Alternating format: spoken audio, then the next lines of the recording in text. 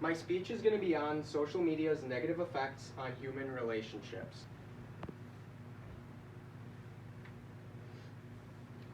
Traditionally, one's basic needs have included food, shelter, and clothing.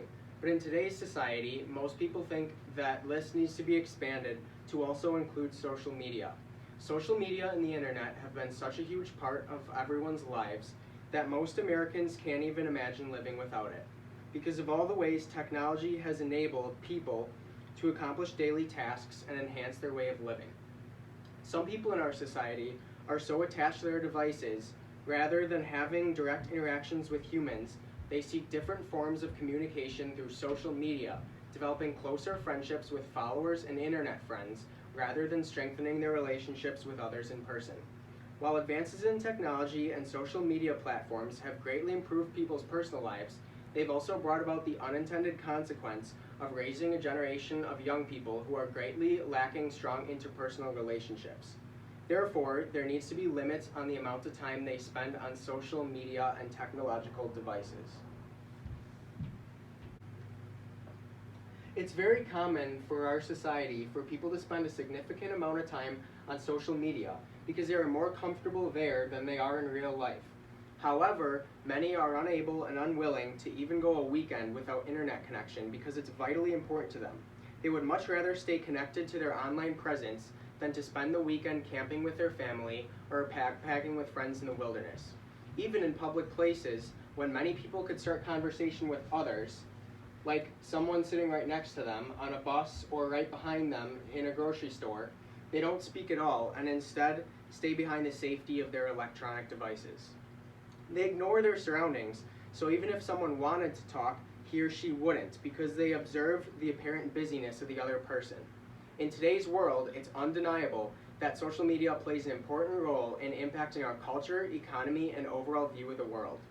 Social media is a new forum that brings people to exchange ideas, contact with, and relate to, and immobilize for a cause, seek advice, and offer guidance. Social media has removed communication barriers and created decentralized communication channel and opened the front door for all to have a voice and participate in a democratic fashion, including people in repressive countries. However, although social media has brought many benefits to society, it has also had a very negative effect on personal lives as a result of isolation due to a preference for virtual connection over personal connection.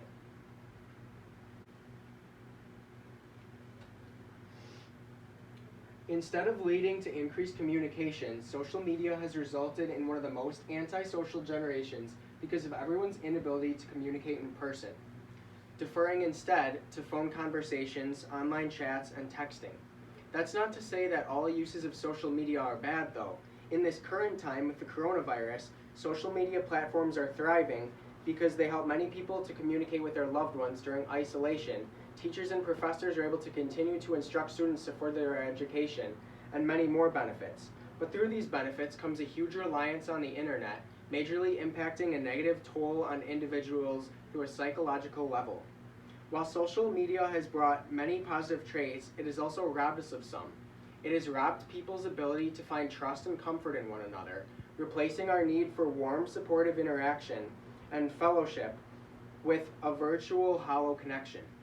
It has robbed most youth from the ability to flourish in a physical, social interaction. Technology and social platforms are an amazing, innovative aspect of our country today. Almost everyone in America uses technology for one thing or another in our daily lives, and it has become a way of living in today's society.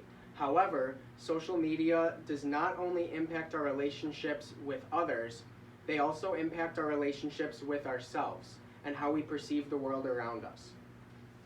When people become so dependent on social media for information, relationships, and forms of communication, they lose their ability to seek out human face-to-face interaction.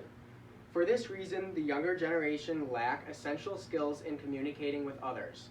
They lack confidence in the ability to do public speaking. They lack comfortability in communication among coworkers, and most importantly, they lack the ability to express themselves to others on a personal level because their entire world has been portrayed to them on a screen. It's all they know, so they choose to sit behind a phone or computer screen because that is where they feel the most comfortable.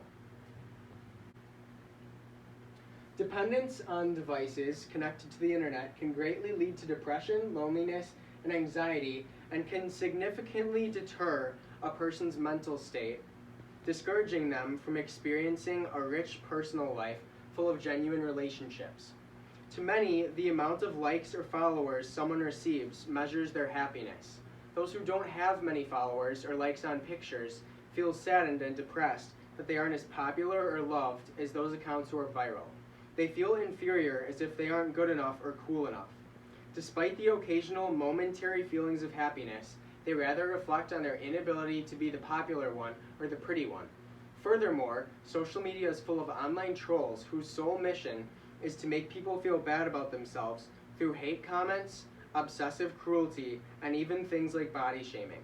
The emotional toll that this places on social media users causes a very apparent and real threat to those affected. Now I have a short video to explain the further effect that social media has on users. Cruel social media remarks. Facebook. People who spend more time on Facebook suffer higher rates of depression than people who spend less time on Facebook. It will destroy relationships, it will cost time, it will cost money, and it will make your life worse.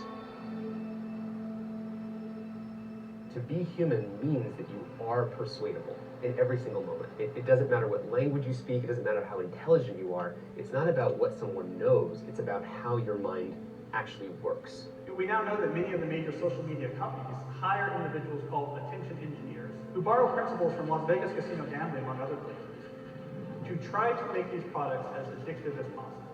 We are all vulnerable to social approval. We really care what other people think of us. When you upload a new photo of yourself on Facebook, that's a moment where our mind is very vulnerable to knowing what other people think of my new profile photo. And so when we get new likes on our profile photo, Facebook, knowing this, could actually message me and say, oh, you have new likes on your profile photo. It knows that we'll be vulnerable to that moment because we all really care about when we're tagged in a photo or when we have a new profile photo. I mean, I think we can all feel it. And it's as if we've been infected. It's as if they've drilled a hole in the back of our head and now they've injected the virus and now we walk around searching for feedback using social media. We know that engagement with social media and our cell phones releases a chemical called dopamine. Dopamine is the exact same chemical that makes us feel good when we smoke, when we drink, and when we gamble. In other words, it's highly, highly addictive. We have an entire generation that has access to an addictive, numbing chemical called dopamine through social media and cell phones as they're going through the high stress. They don't have the coping mechanisms to deal with stress. So when significant stress starts to show up in their lives, they're not turning to a person, they're turning to social media. They're turning to these things which offer temporary relief. We know, the science is clear, we know that people who spend more time on Facebook suffer higher rates of depression than people who spend less time on Facebook. That's a problem. That's an addiction. If you're sitting in a meeting with people you're supposed to be listening to and speaking, and you put your phone on the table, you're just not that important to me. So you have an addicted generation that doesn't have the skill set to ask for help. Combined with the fact that they're so good at Facebook and Instagram, they're good at putting filters on everything. So they're good at showing you how smart and strong they are. These kids who commit suicide, you go look at their Instagrams, you would have no clue that they were depressed. People look like they have a much better life than they really do. People are posting pictures of when they're really happy. They're modifying those pictures to be better looking. People basically seem they're way better looking than they basically really are, and they're way happier seeming than they really are. So if you look at everyone on Instagram, you might think, oh, all these happy, beautiful people, and I'm not that good looking and I am not happy, so I must suck. Some of the happiest seeming people, actually some of the saddest people in reality. Social media isn't real, but you don't ever see real life, the 99% of our lives, the behind the scenes, the unglamorous, unfiltered, day-to-day, bland normality. And you end up comparing your behind the scenes to other people's fake highlight reel and using others as a mirror or benchmark for how you should look, how successful you should be, or how you should live. You'll become your happier self when you stop putting pressure on yourself to be more like someone else. And they know that this causes depression. They're injecting things into your head that you didn't ask for. Our lives are becoming more transparent, just inevitably, it's just pulling us. It'll destroy relationships. So as you can see from the video, social acknowledgement through social media is a very serious and real threat going on today among young adolescents.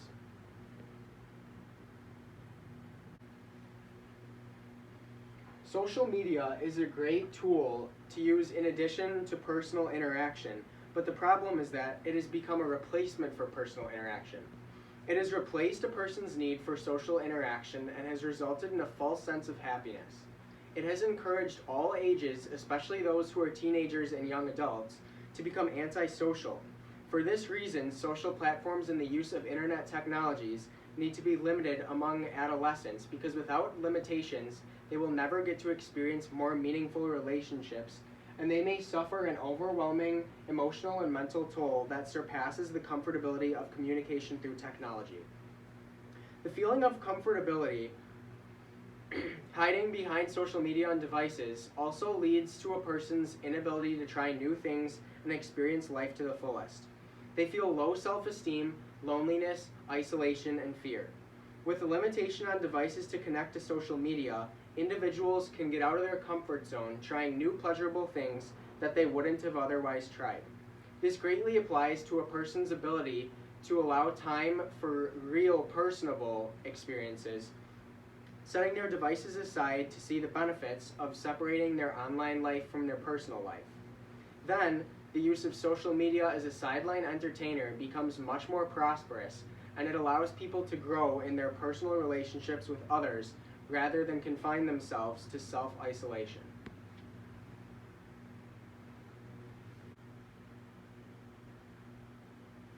Relationships in person with others are vital in the growth of everyone. Interactions with others provide safety, warmth, confidence, and ultimately happiness that social media cannot provide solely by itself. Social media has many benefits when limited, but limitation is key. It's in our genes as humans to require personable social interaction, communicating with one another outside of social platforms. So while technology improvement and various types of social media have greatly improved our daily lives, many young people are still also experiencing the unintended consequence of a failure to develop strong interpersonal relationships. It's for that reason that it becomes our job and the job of future generations to learn to separate our online lives with social media from our everyday lives to truly experience meaningful personal relationships with those around us, ensuring a happy and fulfilling life without loneliness, isolation, or lack of strong interpersonal relationships. For this reason, social media can have a very negative effect on our lives.